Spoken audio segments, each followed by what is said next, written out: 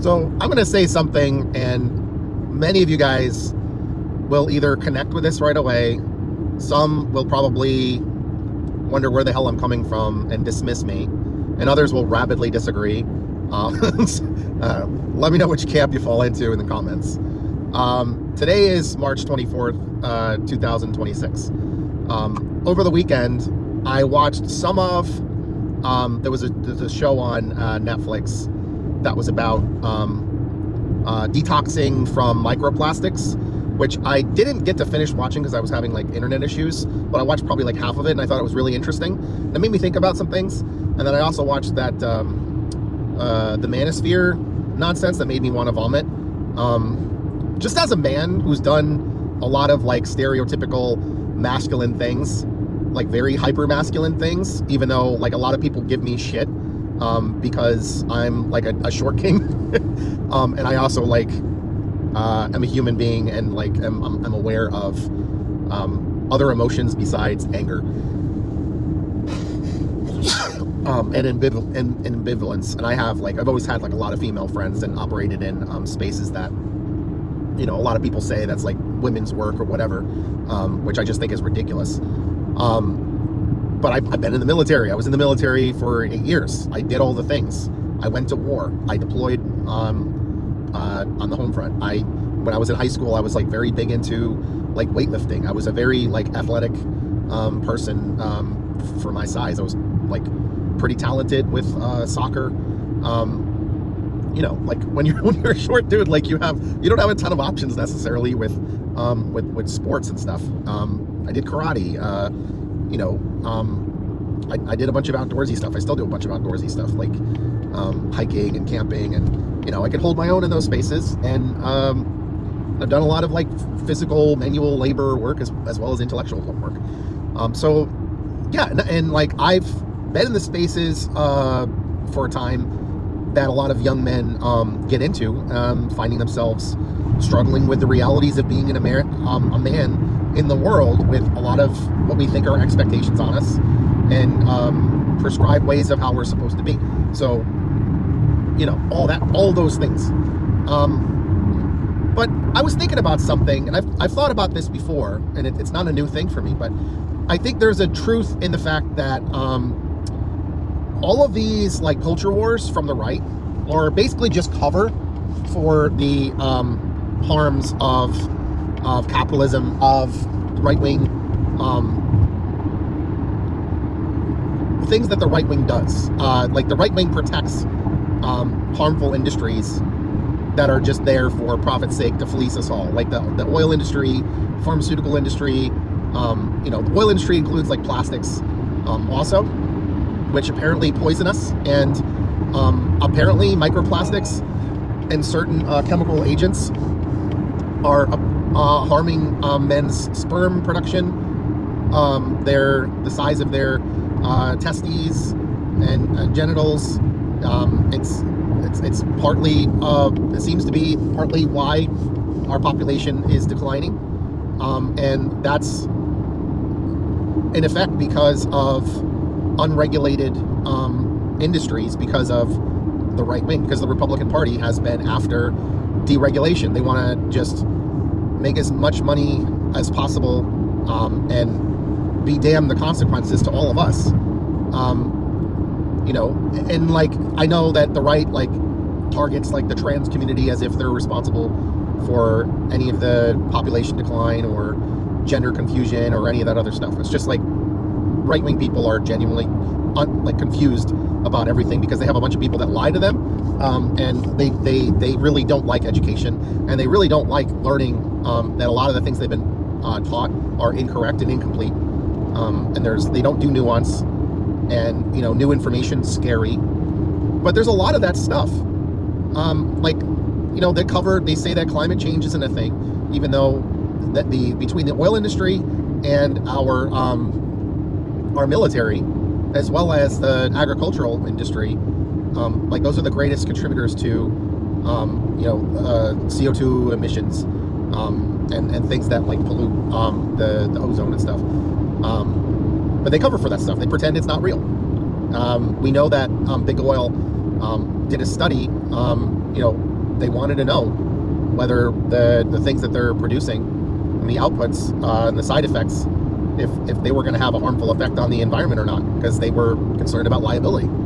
And they did pretty intensive studies, and they found out that yes, what they're doing would cause climate change and would cause a whole bunch of harmful effects, which would probably equate to tens, if not hundreds of trillions of dollars worth of damage, let alone like the cost of life, loss of species, loss of biodiversity, all kinds of things. Did they change their behavior? No, because profit, and they did a massive, giant misinformation campaign. Look at all of right-wing media; they all serve that purpose. They all have their talking points, and they're always on the culture war grift. They're always on divide and conquer. They're always on, the left is the problem, not the right, despite the opposite being the truth. And that's one of the things that I want to say about this whole lonely men epidemic. Honestly, I think there'd be a lot less lonely men if there were more men that were principled people that actually understand things and give a damn about other people. If there were more leftist men, there wouldn't be as many lonely men, because we actually give a shit. I'm not saying we don't have some problematic people on the left, but I think that's a big part of that is because of the way that people are socialized to lean into a lot of toxic elements of what it means to be a man, without understanding where the limits and the boundaries of that stuff are. So I'm not saying it's a perfect picture. It's human beings. We're not perfect, and we're all kind of products of our environment. And a lot of people on the left were also raised by pretty imperfect men. I was subject to a lot of forms of abuse growing up. Kind of an authoritarian home life in the beginning. I'm surprised in some ways that I didn't end up becoming a racist and a bigot and whatnot, because I grew up in the country, kind of rural America. I went to church for a long time. I had family members that were men that were just not great examples of men, the way they treat women, the way they treated their kids. They could sort of pull it together a little bit at some family events and things like that, and maybe they were somewhat okay on their own, but they were also pretty yikesy on their own sometimes. I grew into the person that I am today, despite a lot of the harmful things that I grew up with, and breaking away from a lot of the things that were toxic for me.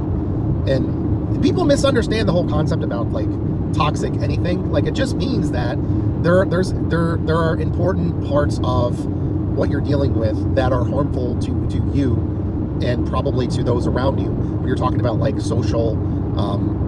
social concepts, the idea of masculinity is a social construct. Same thing with femininity, and we're all kind of a mix of masculine and feminine, so-called masculine and feminine. And also, these are just terms that we've created for communication purposes. There's things that we think of that are associated with those things, but those change over time. That's why it's called a social construct. It's general sort of accepted consensus on something, but that's not static over time. It's just not.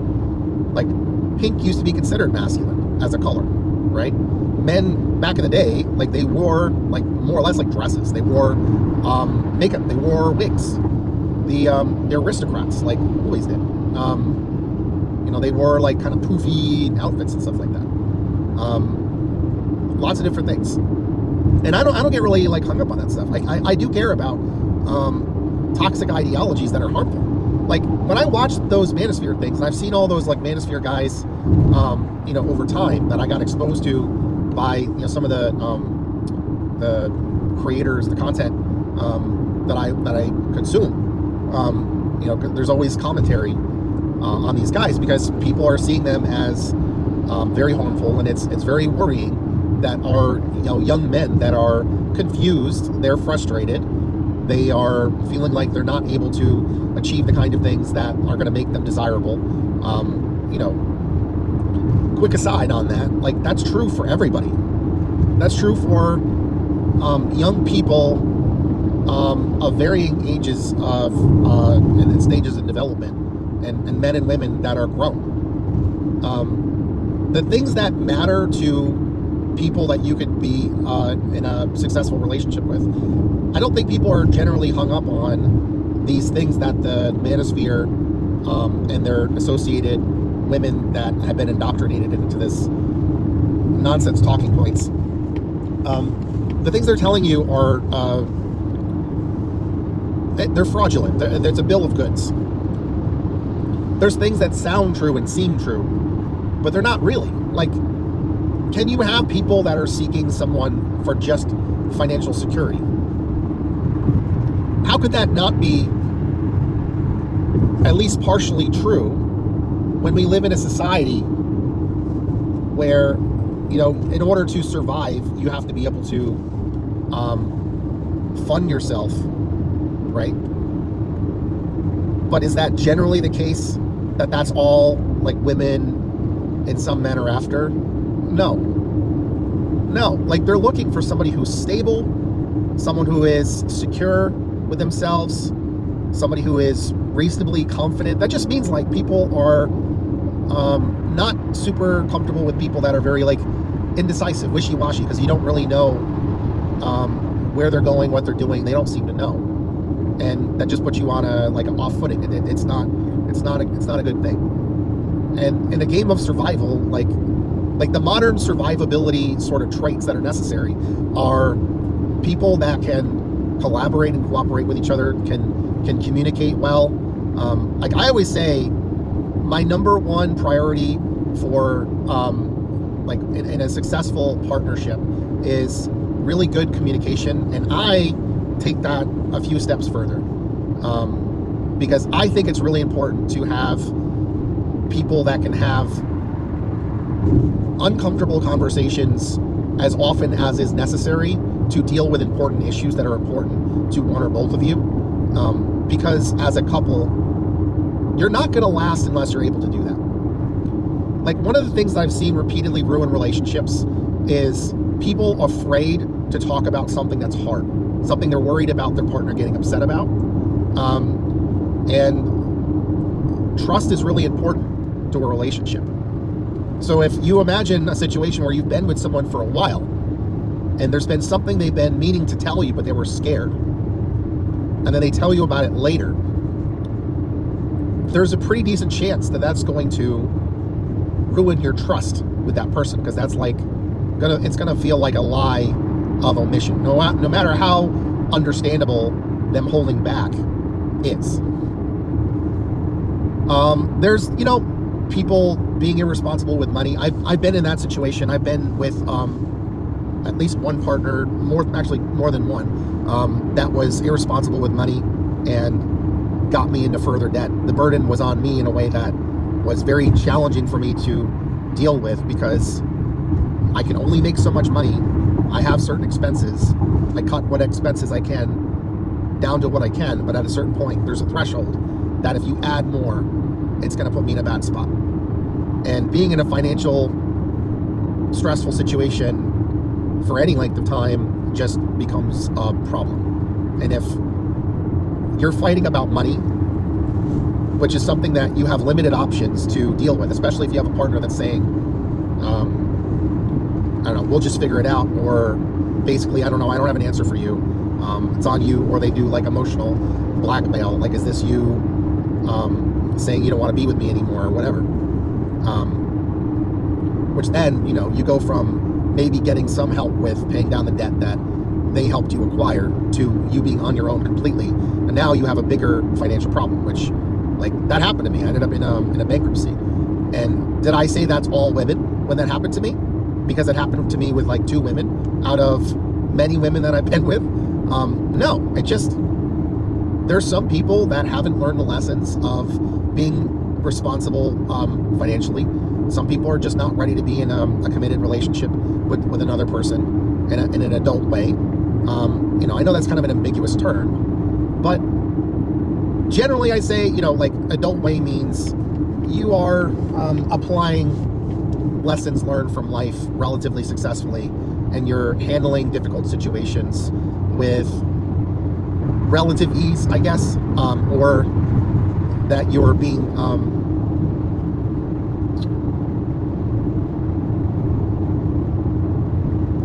don't know about cautious with addressing problems, but like you're able to go ahead and work on tackling problems using important skills. Like sometimes that skill is I don't know how to approach this. I'm gonna have to ask for help, probably. I guess that's what I mean. I don't know. But the Manosphere thing really made me sick, and I thought it was kind of funny when it seems really clear that what the person doing the documentary did, just by showing up and getting these conversations on video, was enough to crumble these guys' confidence and really reveal like what they are. Like they're charlatans, they're fraudsters. Like almost to a person on that was covered in that documentary. Like all of these guys are grifters, all of them. Like it's a performance. I would tell anybody to never, ever, ever, ever listen to the advice of these Manosphere guys, because you'll be a lonely person. You will, like, if you make any money, like you're probably guilty of fraud, and it's only a matter of time before that catches up to you. You are gonna limit your options in the future for any kind of legitimate career path. Although, you know, the reality is that there's plenty of bullshit jobs you can do on the right wing that are just fraud, based on just full lies. So, you know, I guess that's a path for you if you don't mind being just an atrocious piece of shit, which these Manosphere guys are anyway. Like Andrew Tate was like, you know, trafficking women, using women. Like all these guys will like shit on women for being on OnlyFans, but they're making a bunch of money from having women on OnlyFans. Care less about the hypocrisy, and I care more about the harm that's being done there. Like I don't like the exploitation thing. I don't like that at all. I think it's wrong to use people. I think mutually beneficial, positive, ethical, consensual partnerships, whether that's a relationship with a long-term partner, whether that's a business relationship or a professional relationship, and those are separate. It should be ethical. I mean, I guess that's probably one of the things that I would tell people, men, women, whoever, get exposed to an ethics code. Like, you know, go work with people that have an ethics code. Go look at some ethics codes and go learn what those ethics codes really mean and how they're applied, and develop some ethics for yourself, and or preferably some axioms, right? So those are your like first principles. Like a first principle would be like do no harm, or do as little harm as humanly possible. I think is probably the more reasonable standard, because it's very hard to just do absolutely no harm, because we can do harm by accident. That happens, but certainly don't do any intentional harm. And like for me, like I want to do as much good as I can within the scope of my ability, my competence, and in terms of professional practice. So those are a couple like kind of first principles. I think having a good understanding of things, as good of an understanding as we can, always seek to grow and learn, like be a lifelong learner. That's something I'm very committed to. Another one is for those with the ability to help others, and all of us have that, we have a responsibility to do so. So having actual ethics, having standards, having principles, and being steadfast, and being unapologetic about those things, having a strong sense of character, it's a very appealing trait. And both women and men are attracted to that kind of thing. That's confidence. That's a skill set. That's a survival skill set that will get you far in life. It's gotten me far in life. I did less. I was able to accomplish less for myself when I did not necessarily have those things cemented in my character. I had a desire for things to be more just and to be more fair, because I grew up in a situation that I thought was kind of ridiculous. I felt voiceless, and a lot of times I felt helpless, and I didn't want to feel helpless anymore. And I didn't want to be around people that made me feel bad. I didn't want to be around people that made me feel helpless. I didn't want to be around people that I knew were being abusive. I didn't learn until later the extent of how abusive those relationships were. And I've learned a lot about abuse. I've learned a lot about human psychology. I've learned a lot about sociology, like how the social experiences around us shape how we move about our life and how they influence us. And then also I've learned about, behavior, like how behavior actually works, why we engage in the behaviors that we do, and the variety of different behaviors we do and where those come from. So I have a unique perspective. Also, like how we think impacts our behavior. But I'll say all that to say this. I've learned a lot about relationships over time, and I'm in the most successful relationship I've ever been in, and I've been in it for 6 years, and it's built on some common core beliefs in terms of like our philosophy of life. We both come from a lot of different like helping professions, and we care for others, and we're like at our core we're people that want to make a positive difference, and we use a variety of different skills to do so, and advocate for others that have less of a ability to advocate for themselves and care for themselves.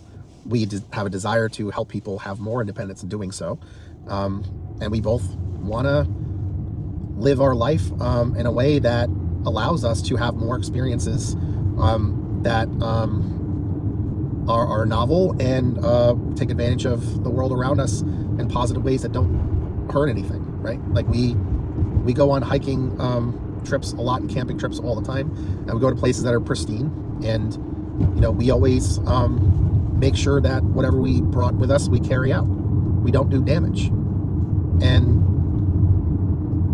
we want to experience other places and experience other people. We want to be open to as much as we can, and we want to share those experiences with people we care about.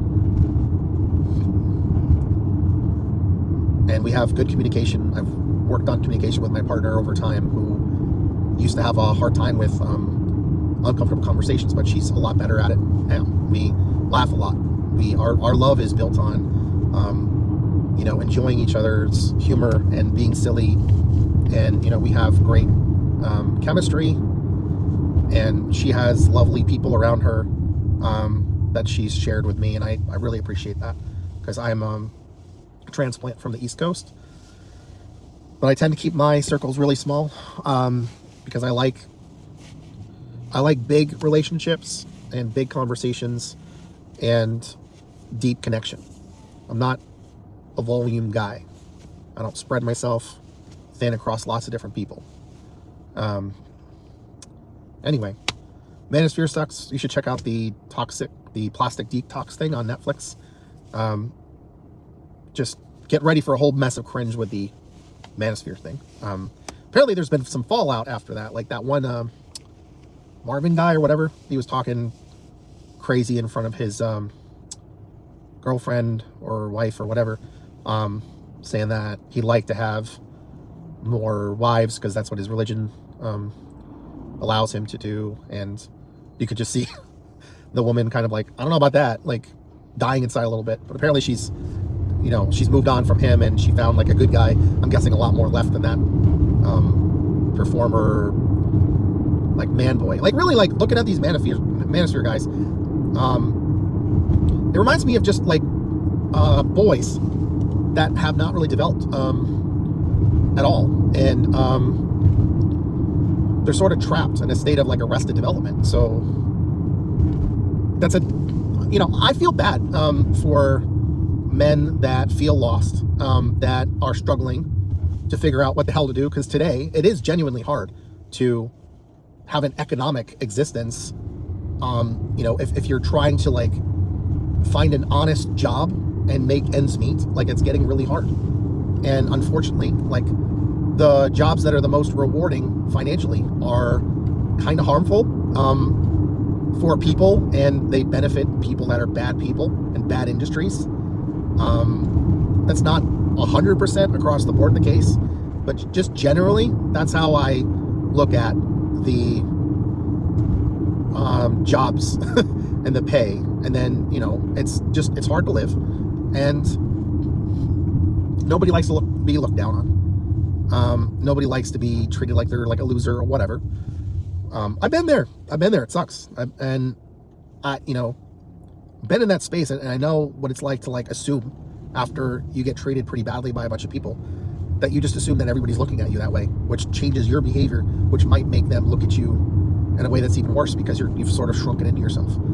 And the people that are able to at least have opportunities for relationships are the ones that are just out there comfortable in their own skin, and they're just willing to try stuff without fear and like not that worried about things not working out every single time. And you know, you just dust yourself off and keep on moving.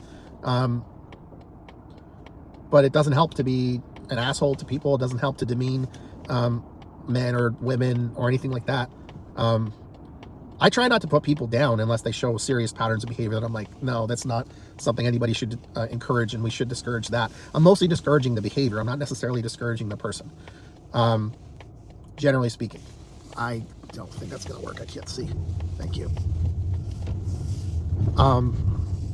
Anyway, if you've gotten this far in the video, I thank you very much. And if you could drop a comment saying, I made it, I learned something. If you did learn something that you thought was helpful, please let me know which thing you connected with. And I would appreciate that very much.